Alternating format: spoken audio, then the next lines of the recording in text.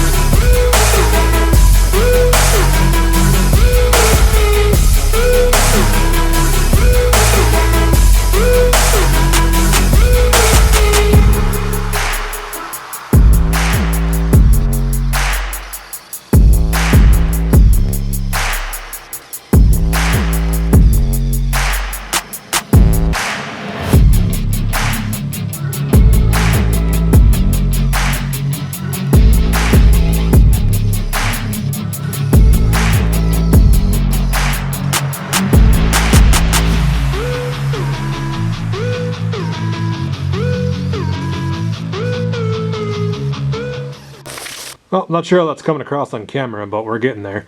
Got a little bit of fine tuning to do. Going to come back in with the angled die grinder there. Got a little polishing pad for that. Try and hit some of these tighter spaces in here. Well, I've been going at that for probably the better part of 2 hours. I'm going to give the air compressor a little bit of a break here. Let's go see how much water we built up in there. I'm sure it's probably a good amount. Probably should have put a dish under there. Oh well. Got enough water on the floor in here already. No big deal. Yeah, she's full. Well, we got a pretty decent shine going on that. I think I'm going to call this side good. You get to a point with stuff like this where you start spending exponentially more time on it and just making tiny improvements.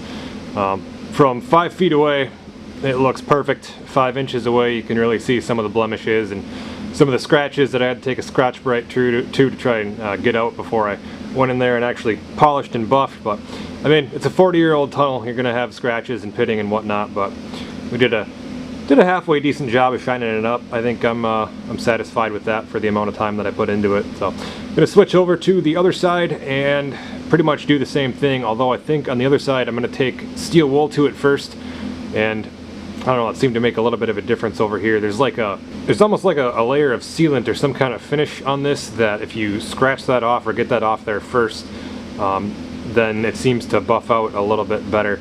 And the steel wool seemed to be doing a good job of taking that off. So I'm gonna spin this thing around to get going on the other side and see what we can do. Yeah, if you stand back a ways, you really can't see too many of the blemishes that you can see up close. And that's kind of just what I was going for there, was that mirror finish where you could see the reflection of the running board in the tunnel. So I'm happy with that. Good enough for me. I mean, can't complain for a $150 machine, right? Well, we got that side looking pretty good too. Again, not perfect, but I'll probably come back and hit it again. But I want to figure out what I'm going to do to finish off the tunnel back here. I'd like to put something back there to kind of give it a little bit more rigidity. I pulled out the old Renegade tunnel, and I'm still thinking I'm going to chop the end off of that and bolt it or rivet it on here somehow. Just not 100% sure how I'm going to do that yet. So I'm going to think about that a little bit more and then probably start on that. But before I start on that, I want to get these, I'm missing like the hood supports that get riveted right there on both sides. So I want to get those blasted and painted, cleaned up. We'll get those riveted on then too. Yeah, found this thing on Marketplace for 50 bucks. An auto shop was getting rid of it. They upgraded to a bigger unit. I've been avoiding one of these for a while because no matter what you buy, unless you buy like a top of the line one that's $600+, they just leak like hell and get dust absolutely everywhere. It looks like they did a halfway decent job of trying to seal this one up. It's got silicone on all the joints and everything. I'm sure it's still going to leak, but like I said, I got all the old black oxide abrasive out of there.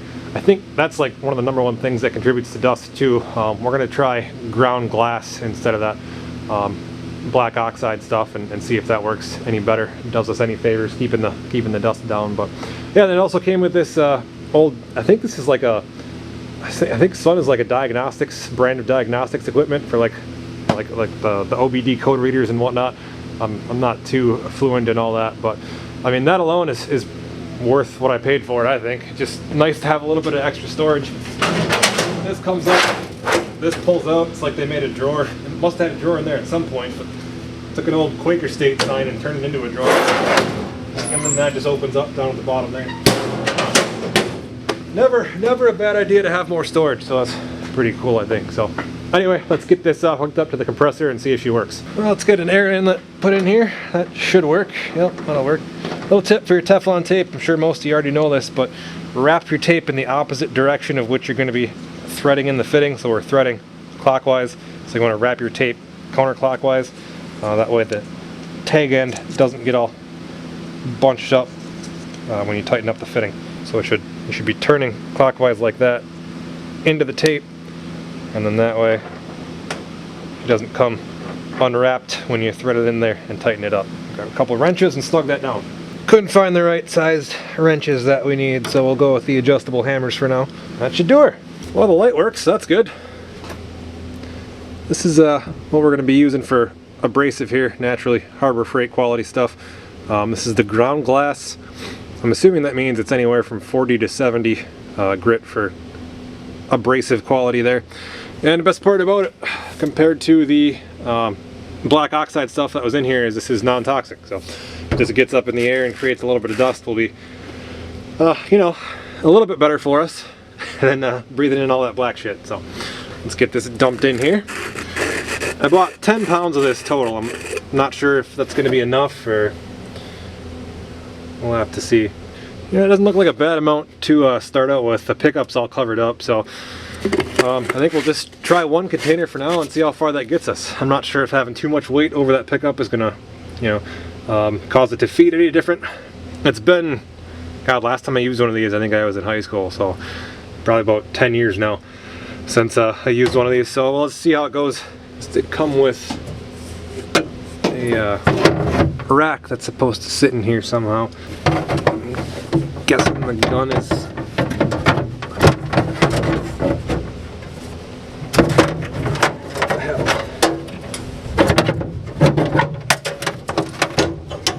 technical difficulties. We'll be right back.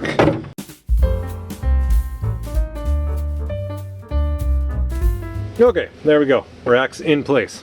I wonder how well you guys are actually going to be able to see down in there, because this cover is not exactly in the best condition. Let's take a look. Oh yeah, you can't really see a damn thing, can you? Well, we'll give it a shot. Just try and look right through, you know, through this area right here. Might be able to see something. Well, I just noticed this here too. Got a couple of slits in the gloves, so I'll have to see if we can get some of those and replace them. I'm sure they're relatively inexpensive. I'll have to go see what we can find on the interwebs. Well, leaks aside, let's test her out.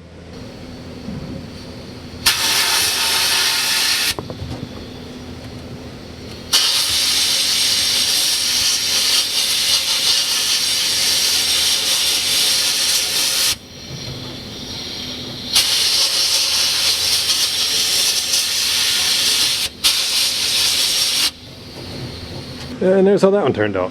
So like I said, for as pitted as those were, I'm pretty pleased with that. Guess I could have got it a touch better right there, but for all intents and purposes, that's good enough for me, and a hell of a lot better than trying to do that with a wire wheel. So let's get a coat of paint on these and we'll let them dry and put them on.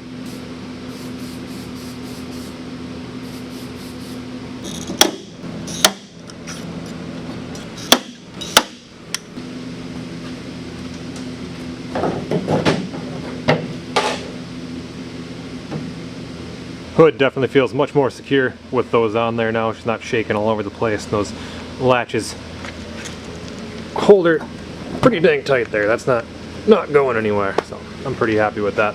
All right, moving on to the tunnel extension. I did end up cutting about 2 feet off the end of the old Renegade tunnel, and I'm going to use that as an extension here. Spent probably about 2 hours doing that, just prepping those pieces.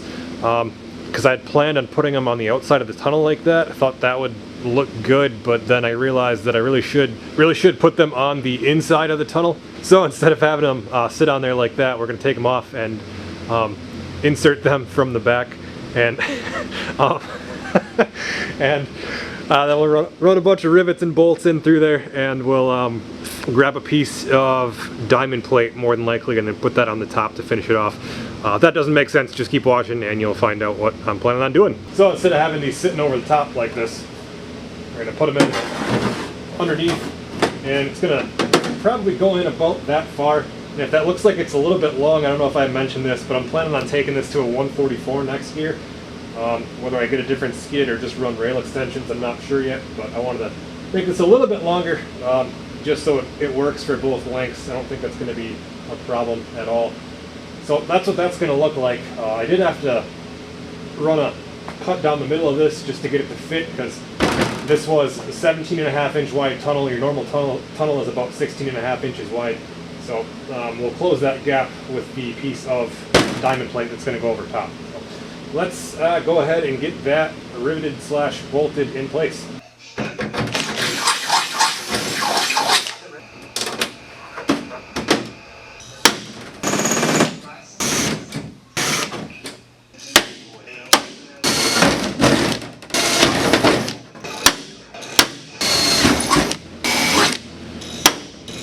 Alright, so there's that. Got to add quite a few more rivets and bolts yet, but I want to get my chunk of diamond plate before I fully decide how I'm going to fasten all this down. Probably on the long side, I would say, but it doesn't look too bad, and then it's going to be basically perfect for when we go to a 144. That's going to move this wheel back, you know, to right about there. So I think that's going to look pretty much perfect. I will catch up with you guys once I have that diamond plate. So good news, bad news here. I found some diamond plate, but it was way too thin of a gauge for me to want to use it, and it was like absurdly expensive, which I kind of expected. It was going to be like $150 to get enough material to cover this, and it really wouldn't have added much strength at all. So ended up going with just some aluminum flat bar, and I think this is 1/8 inch thick. And I got an 8-foot stick of it, so that's going to be enough to just kind of create a little bit of a lattice here, and I think that'll add strength, and it's definitely going to look better than what's here. So I'll probably going to start out by just cutting 2 27-inch pieces, and that's going to run from the back of the seat to this lip right here, and I'll do that on both sides, and then I think we're going to kind of go from there as far as deciding whether I want to run another one down the center, which, I mean, I will back here at least to cover this gap, but I think I'm going to run some cross braces in this way too, and then that should cover up enough of this pitting that's in here that I can polish this up and make it look halfway decent. And I mean, I guess looks were never really part of the plan here. I just wanted to build something that was functional as well as cheap, so that's why we went the $30 route instead of the $150 route for less structurally sound material. So I want to get those first 2 runners cut out, and then we'll probably square them up on the mill back there, just because, you know, of all things that I do have, I don't have a chop saw, and cutting those with an angle grinder, it's just not going to get them square enough for my liking. So let's get those cut out, squared up, and then we'll look at getting them riveted or bolted on.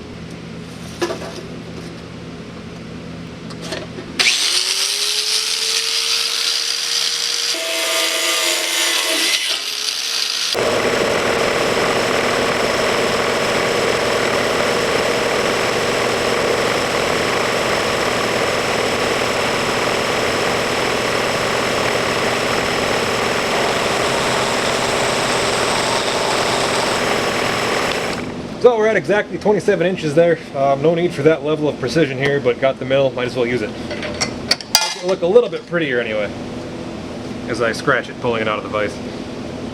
So that is what that's going to look like placement wise. I have to cut 3 more pieces now. One's going to go here, here, and then one lengthwise this way. I think I'm going to cut this one first and then work back this way, because I kind of want this piece to overlap here, and then I'm not sure if I'm gonna run another full length piece here. Actually, you know what, I think what I'm probably gonna do is make a short one that goes right here, and then a cross piece that goes right here. I'm almost thinking that I want to put the cross piece here, possibly put a short piece here, and then put one on top of it all, tying it all together. That might be kind of over the top, but I think that's what I'm gonna do. So let's at least cut this piece out first, and then we'll go from there.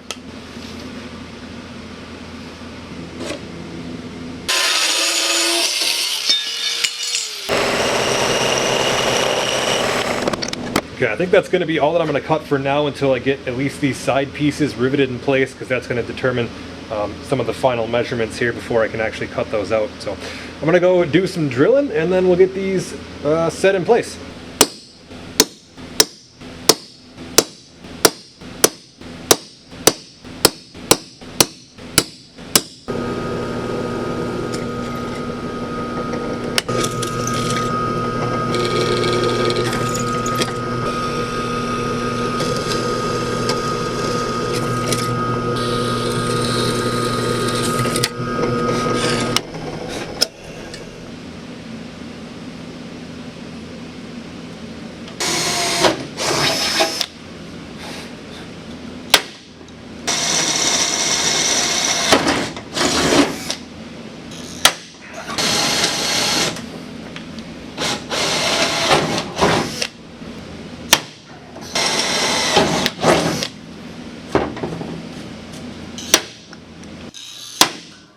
Probably asking a bit much of this rivet gun maybe, but I've never had a rivet stem break off halfway up like that. That was kind of weird.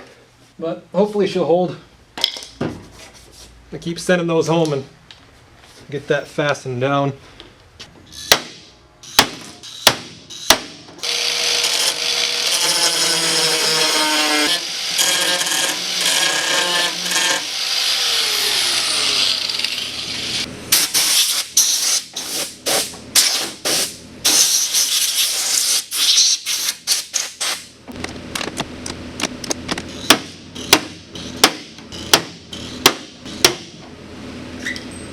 One down, one to go.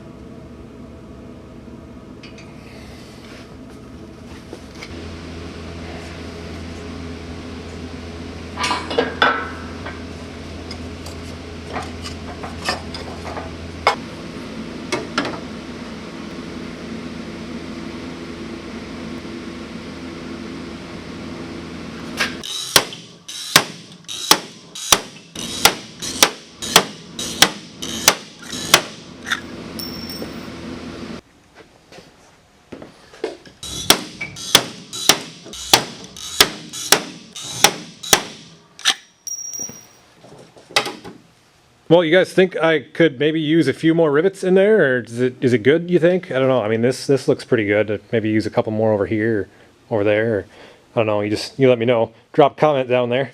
This section right here, this kind of reminds me of the belts I used to wear back in middle school. But no, all in all, I think that's going to be pretty strong. I mean, I can grab it by the ass here and lift it right up off the dollies, although that really hurts because that's just like sharp aluminum digging right into my hands. So gotta do something about that yet, maybe, but for all intents and purposes, I think that's sufficient. Gotta go back and do a little bit more polishing and whatnot. I did run out of aluminum. I knew I should have bought 2 of those sticks, but I don't really know what else to do as far as like a pattern here. Might throw maybe one more like right there or right there. One more cross piece, that is. Otherwise, I just want to come through here with a light grit buffing pad and just kind of try and shine that up a little bit more. I'm not going for perfect here. I mean, there's no way I'm going to be able to get all that pitting out of there, so just want to make it look as good as I can. Come back and fill these empty holes with more rivets. But yeah, other than that, she's pretty much getting done here. Let's toss the seat back on and see how it looks. Well, I think that looks pretty damn good. I'm going to do a little bit more trim work back here to kind of dress that up a little bit more, but it's not diamond plate, but I still think it looks damn good. And I mean, that was part of the whole idea behind this project, was to do it sort of budget-minded, and there's nothing budget-minded about spending $150 on material just to make that look decent back there. I mean, 150 bucks, that was the original price that I paid for the whole machine. So, not what I had planned, but I still think it looks good and I'm happy with it. And it's only going to look even better when I get the additional length back here on the track next year. I'm just kind of saving my pennies right now for a 144-inch track, and I did find some brand new rail extensions for the SC10-3 yet.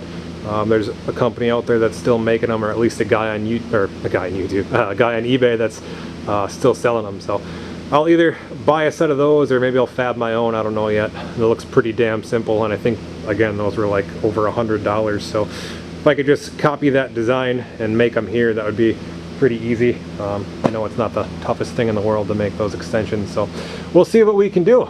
But I'm gonna go ahead and get all these rivet ends, stabby, pointy things picked up off the ground here before I puncture a track or my foot or a tire or something like that. Sure, I'll forget one and find it later with the lawnmower, but that's all right. All right, guys, well, I think I'm gonna wrap this one up. I'm probably gonna revisit this again in the future.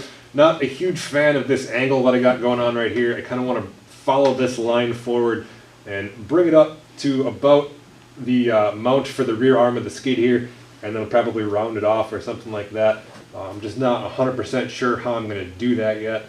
And then want to come back and fill in all these holes and probably put some sort of a grab bar on the back. We got to move the taillight back yet, and then figure out some sort of a rack system back here. For a tool roll, gas tank, something like that. Just want to be able to put a little bit of cargo back here. It's not going to be like a big ugly rack like you see on the back of a Scandic or something like that. Just some sort of a latching system where I could like put a bungee cord in there or something like that. But haven't quite figured that out yet. But for now, I think this is a good start. This video is probably getting kind of long, so we'll come back and revisit this in another one. So until that time, thank you very much for watching. I greatly appreciate it, and we'll see you in the next one. Welcome to my party, we're just getting started. A life is a dream or a nightmare scarring. Hand me a drink cause I think I'm going all in. Get me a shrink who can catch me when I'm falling. Cover up my scars, flip the handlebars, crashing in my car. Wake up